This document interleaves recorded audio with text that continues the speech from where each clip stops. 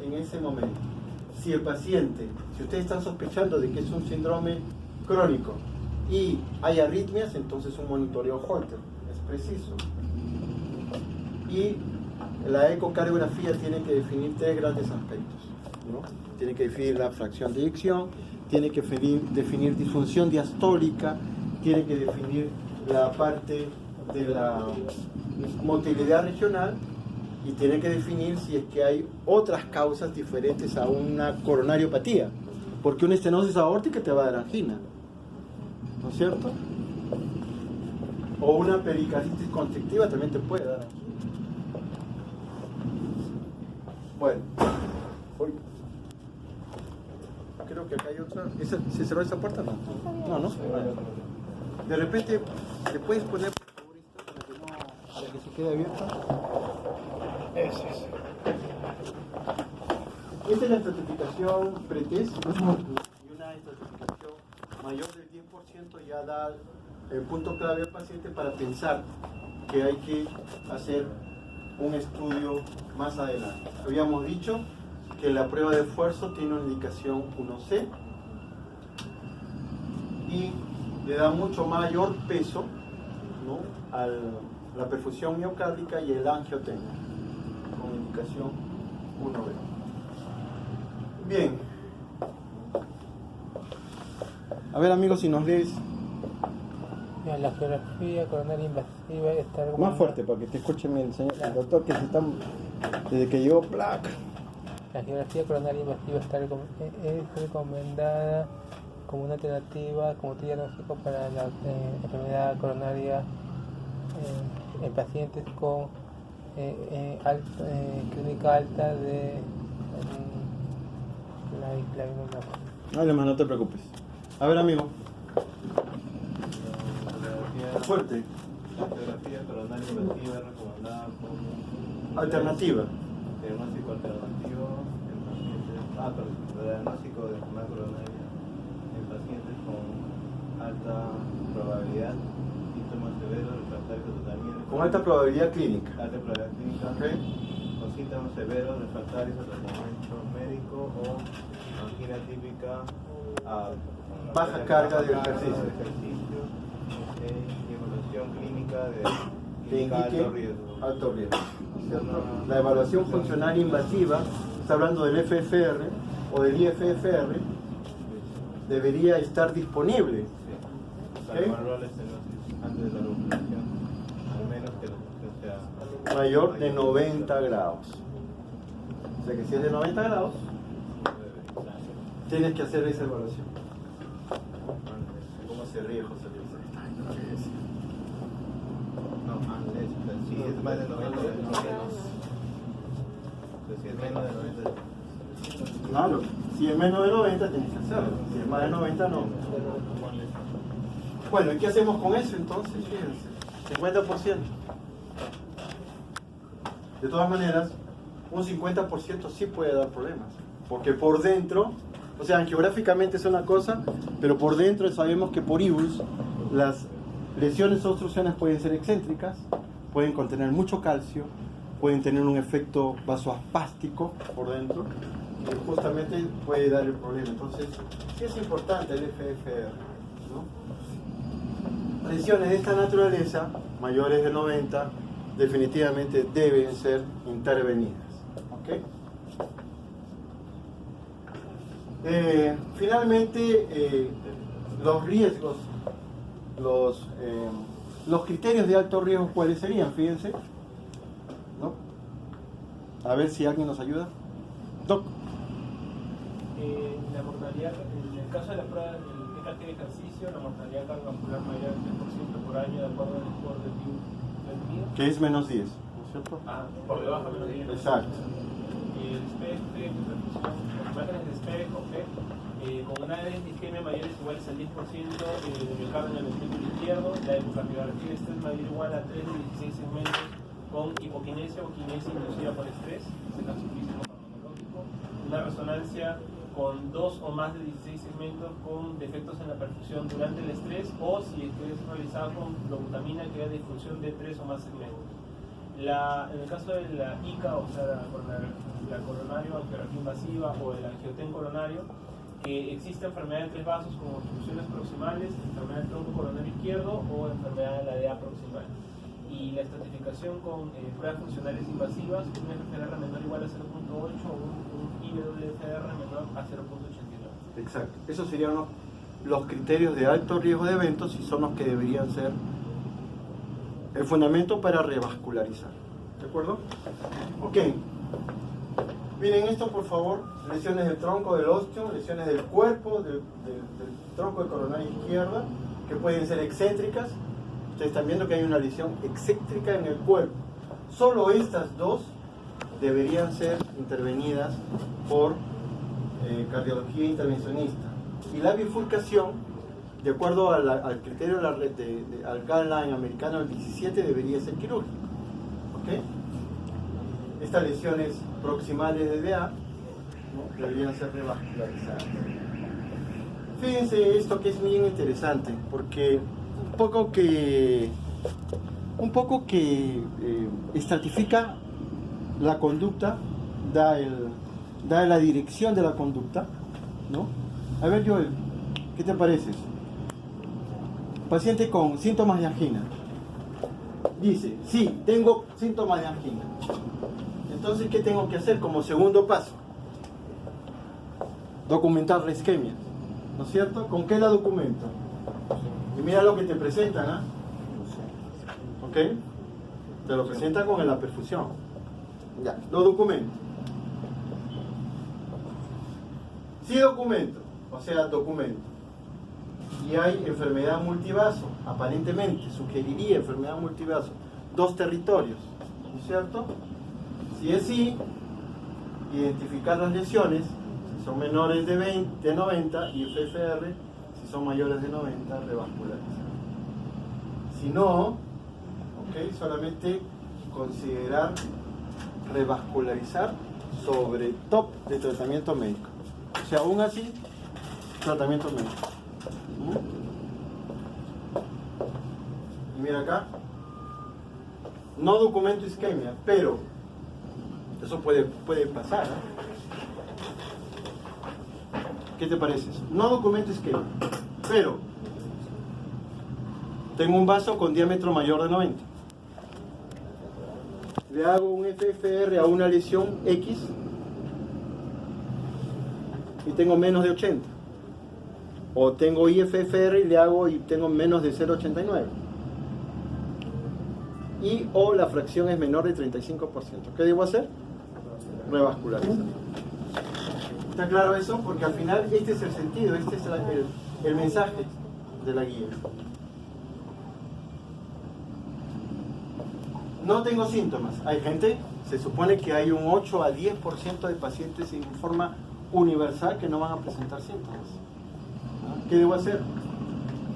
A ver, amigo, tú me mueres. No tengo síntomas. Igual, documentas isquemia. ¿Qué te presentan? Perfusión. En la perfusión encuentras una área mayor de 10%. ¿No es cierto? Si es así, ¿qué debes hacer? Revascularizar. Ahora, no tienes documentada la isquemia, pero va a una angiografía, ¿no es cierto? Y entonces encuentras una estenosis mayor de 90, encuentras un FFR menor de 0.80 o un FFR menor de 0.89 y o con la fracción de eyección menor de 35, ¿qué debes hacer? Revascularizar. Prácticamente es la misma dirección. ¿Okay? Una consulta. Para los que no tenemos obviamente el FCR, ¿no? O sea, podemos tomar los datos de diámetro más del 90% y disfunción del ventrículo izquierdo, ¿no? Yo creo que tu fundamento ahí son las pruebas de isquemia. Claro. O sea, esas son las que te van a indicar la zona. El problema va a surgir cuando tengas isquemia anterior y tengas una lesión de la derecha. O tengas una isquemia inferior y tengas una lesión de DA. Ahí va a surgir el problema.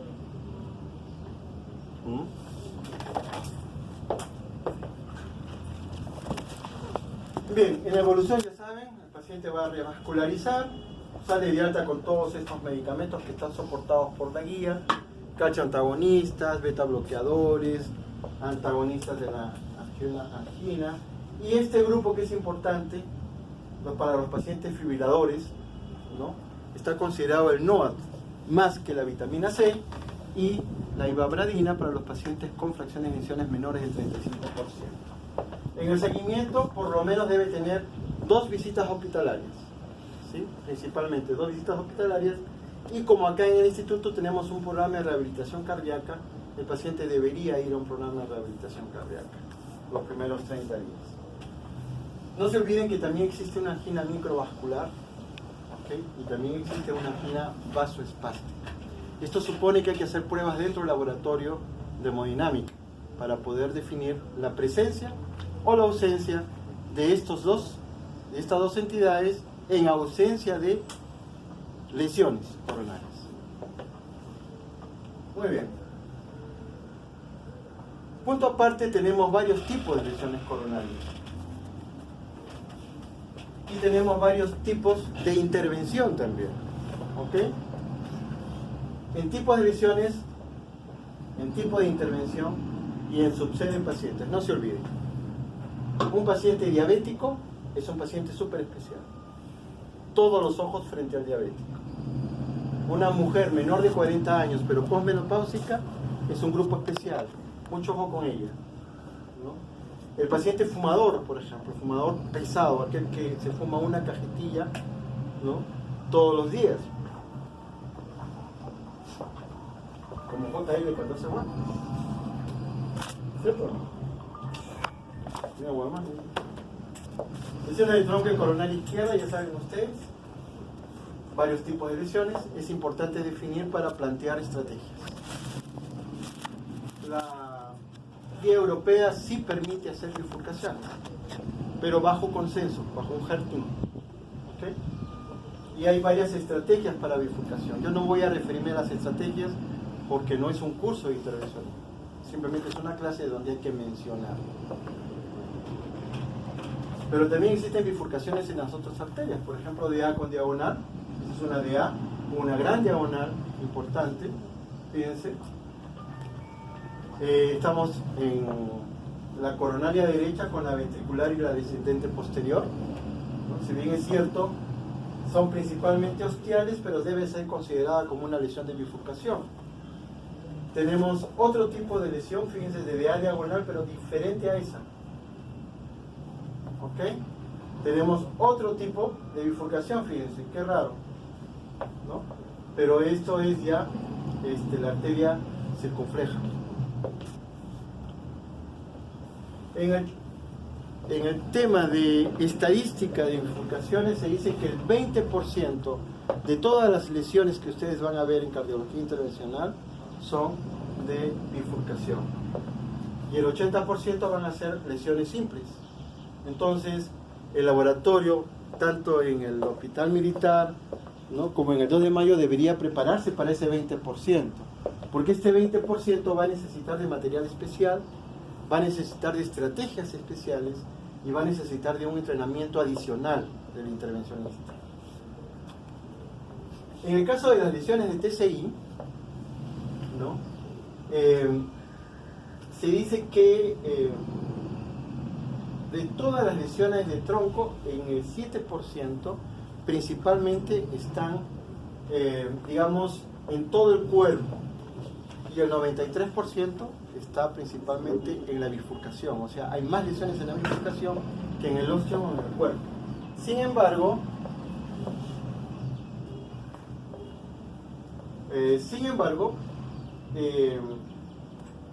existe este trabajo de Tamber que dice que de todas las lesiones del tronco no son del 7 las no bifurcaciones, sino más bien es el 80%, ¿no? O sea, son la mayoría. Entonces, las dos concurren en que son la mayoría. O sea, la mayoría de las lesiones del tronco son de bifurcación.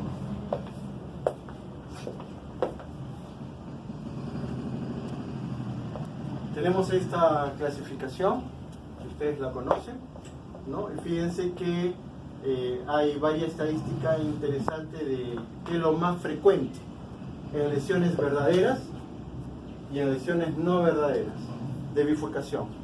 Las bifurcaciones tienen dos tipos, las lesiones verdaderas de bifurcación y las lesiones no verdaderas. Ok, hay otro tipo, fíjense, de lesiones concéntricas, muy irregulares. Hay este tipo de lesión donde podemos ver trombos. Antiguamente veíamos más trombos que actualmente. Actualmente vemos poco pacientes con trombo en síndromes coronarios agudos y es muy probable que no veamos en síndromes crónicos.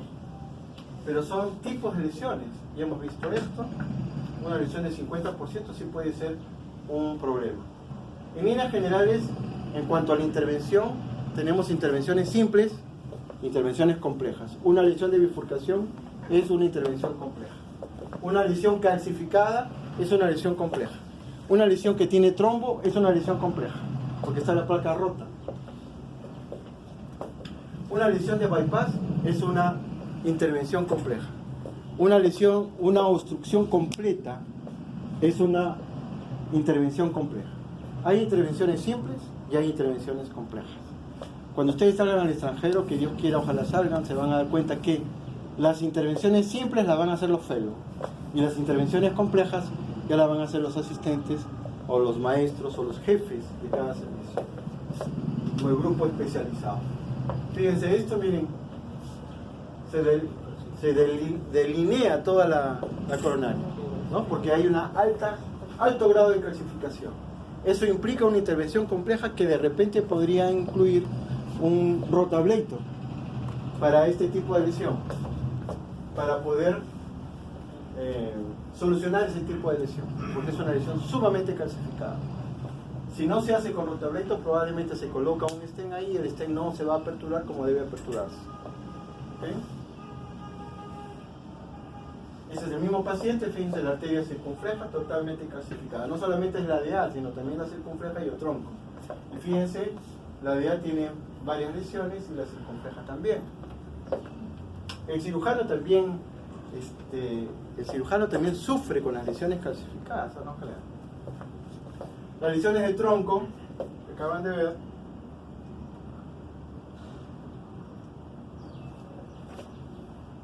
fíjense, es una bifurcación y compromete también una segunda bifurcación con la circunfleja. Todas estas son intervenciones complejas, que implican dos intervencionistas, implican varias guías, implican varios balones, en fin. Y tenemos la clasificación de Medina, que es muy interesante que ustedes la aprendan para que la puedan aplicar cuando vean las obstrucciones. Hay bifurcaciones verdaderas y hay bifurcaciones no verdaderas que van a implicar algunas técnicas que no las, solamente las mencionamos, las presento ahí para que la vean, pero que no la vamos a describir. Lesiones ostiales, con varias técnicas, ¿no? Y también hay trifurcaciones, no solamente hay bifurcaciones, también hay trifurcaciones. Y últimamente se está desarrollando técnicas especiales para pequeños vasos. ¿Por qué? Porque han aparecido stent de 2 milímetros de diámetro, ¿no? Siempre hemos tenido hasta 2.5, pero ahora ya aparecieron de 2 milímetros de diámetro, entonces nos van a exigir mejor técnica para este tipo de pequeños vasos que se supone que van a tener mayor porcentaje de restenosis. Y en cuanto a los pacientes, habíamos dicho mucho ojo con los pacientes diabéticos, que son por lo general multivasos.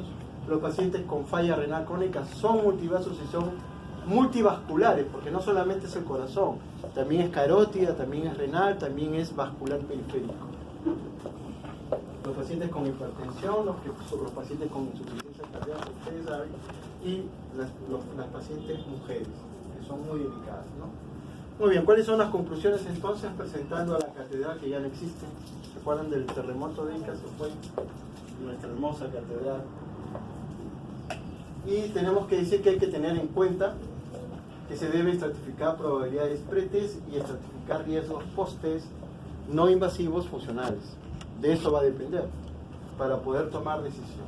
La decisión de revascularización dependerá de la estratificación de riesgo y el tipo de lesiones simples o complejas, uni o multiarteriales, que incluyan tronco de coronaria izquierda o no, y de acuerdo al perfil de comorbilidades del paciente, y que tendrán que ser definidas por el heart team y de acuerdo al riesgo quirúrgico. En otras palabras, SINTAX, STS, comorbilidades, tipo de lesión, tipo de estrategia y necesidad o no de revascularizar.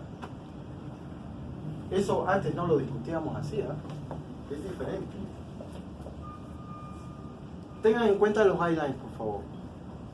Muchas veces hacemos mal en tomar en cuenta un estudio encima, que es randomizado, sí, pero que es uni-hospital.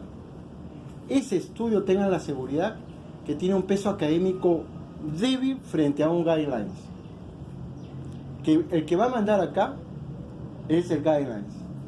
Pero ojo, también no hagan un mix, porque si ustedes hacen un mix, mal podrían hacer, ¿no? Ustedes están viendo que los guidelines están yendo, tratan de ir en una dirección, tratando de establecer criterios en común, con algunas diferencias tal vez, ¿no? Y tendrán pues que aplicarse de acuerdo a la realidad de cada hospital. Debido a la rápida evolución en la optimización del uso de los STEM y del tratamiento médico, los guidelines deberán ser revisados permanente y continuamente. ¿Ok? No sé si hay alguna pregunta. Les agradezco su atención y ahí nos quedamos.